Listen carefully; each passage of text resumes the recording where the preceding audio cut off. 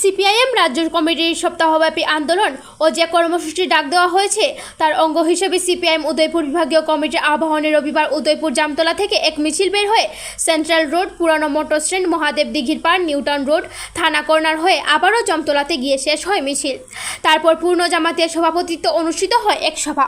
বক্তব্য রাখেন সিপিআইএমের উদয়পুর বিভাগীয় কমিটির সম্পাদক দিলীপ দত্ত ও সিপিআইএমের রাজ্য সম্পাদক মণ্ডলীয় সদস্য রতন ভৌমিক। প্রত্যেক বক্তা বক্তব্য রাখতে গিয়ে বলেন, রাজ্যে দুর্নীতি ও নৈরাজ্যে ছেয়ে গেছে। জনজীবনের দাবি আদায়ে এই আন্দোলন কর্মসূচি হাতে নেওয়া হয়েছে। এ রাজ্যে কি শহর কি গ্রাম, জলের তীব্র সংকট, কাজ নেই, খাদ্য নেই। এ রাজ্যে শিক্ষা ব্যবস্থা, স্বাস্থ্য ব্যবস্থা ভেঙে পড়েছে। বক্তারা এই রাজ্যে কাজ ও খাদ্যের দাবিতে আসন্ন পঞ্চায়েত নির্বাচন সুষ্ঠুভাবে সম্পন্ন করার জন্য দাবি জানানো হয়। রাজ্যের সরকারি হাসপাতাল বা যে কোনো সরকারি প্রতিষ্ঠান কোনো রাজনৈতিক দলের পৈতৃক সম্পত্তি নয়। ত্রিপুরা সরকার যেভাবে আজ আইজিএম হাসপাতাল বেসরকারি একটি সংস্থাকে অনুমতি দিতে চাচ্ছে তা কোনোভাবেই মেনে নেবে না এই রাজ্যের জনগণ। ছাত্র সংখ্যা কম দেখে কোনো স্কুল বন্ধ করা যাবে না অথবা একত্রিত করা ও বিরোধিতা করা হয় বক্তব্যে।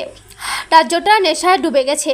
নেশা কারবারির পুলিশ আক্রমণ হবার ঘটনা ঘটলেও তার বিরুদ্ধে ব্যবস্থা নিতে দেখা যাচ্ছে না। এ রাজ্যে একটা জঙ্গলের রাজস্ব চলছে। এ রাজ্যের মানুষকে সঙ্গে নিয়ে আগামী পঞ্চায়েত নির্বাচনে বামপন্থী দলগুলো রাজ্যের শান্তির পরিবেশ বজায় রাখতে নির্বাচন শান্তিপূর্ণভাবে পালিত করা। এ রাজ্যে পানীয় জল, কাজ ও খাদ্যের দাবিতে শিক্ষা ও স্বাস্থ্য, কর্মসংস্থান ও দুর্নীতি ও নৈরাজ্যের বিরুদ্ধে ঐক্যবদ্ধ হয়ে এই সরকারের বিরুদ্ধে আন্দোলন গড়ে তোলার আহ্বান জানান। পুলিশ প্রশাসন থেকে কোনো ধরনের অপ্রীতিকর পরিস্থিতি যাতে না হয় তার জন্য সতর্ক ব্যবস্থা নেওয়া হয়েছে। উদয়পুর প্রতিনিধি রিপোর্ট, অধিকার বার্তা।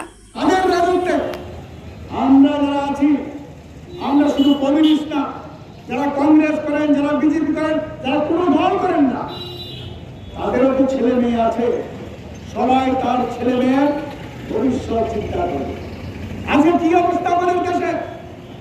আমাদের দেশে চিকিৎসা করবে, ডাক্তার হবে, তার জন্য যে পরীক্ষা সর্বভারতীয়, আগে এটা রাজ্যে রাজ্যে হতো, এই কেন্দ্রীয় সরকার এসে কেন্দ্রীয় ভাবে করেছে। পরীক্ষার আগেই প্রশ্ন বিক্রি করে দিচ্ছে কত টাকা? 20 থেকে 30 লক্ষ টাকা। তাদের প্রকৃত যারা মেধা আছে, আপনার ঘরের আমার ঘরের ছেলে, তারা বঞ্চিত হচ্ছেন।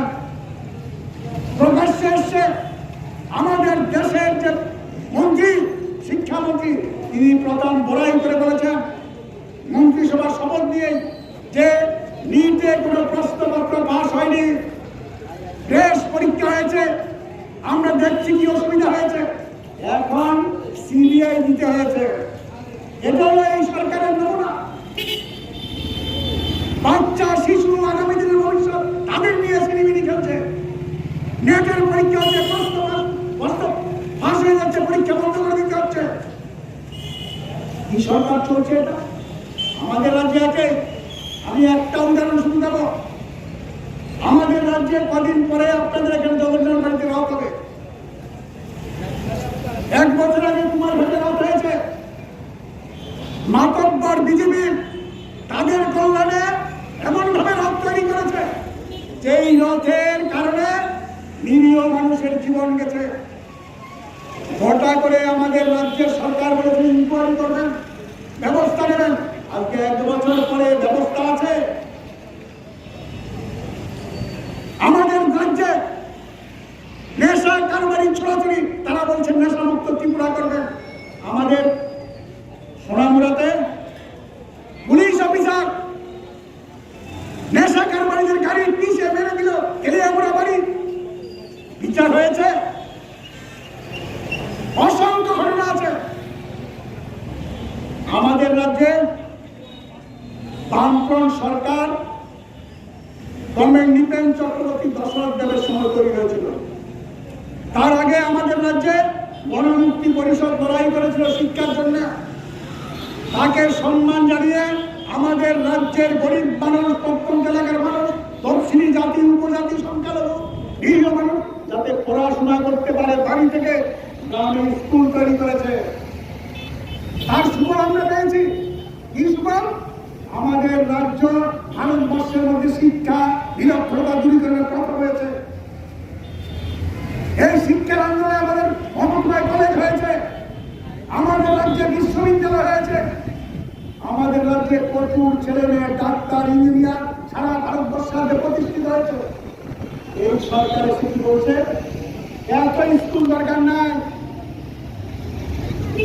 গত যে সরকার ছিল 900 স্কুল বন্ধ করে দেওয়ার জন্য সেটা মানুষের লড়াইয়ের ফলে পারেনি। এখন মাত্র 3টা জেলা, আরো 5টা জেলা আছে হবে। ওই ওয়েস্ট জেলায় 160টা, দক্ষিণ জেলায় 168টা, উত্তর জেলায় 183টা স্কুল নোটিশ দিয়েছে, এটি বন্ধ করে দেবে।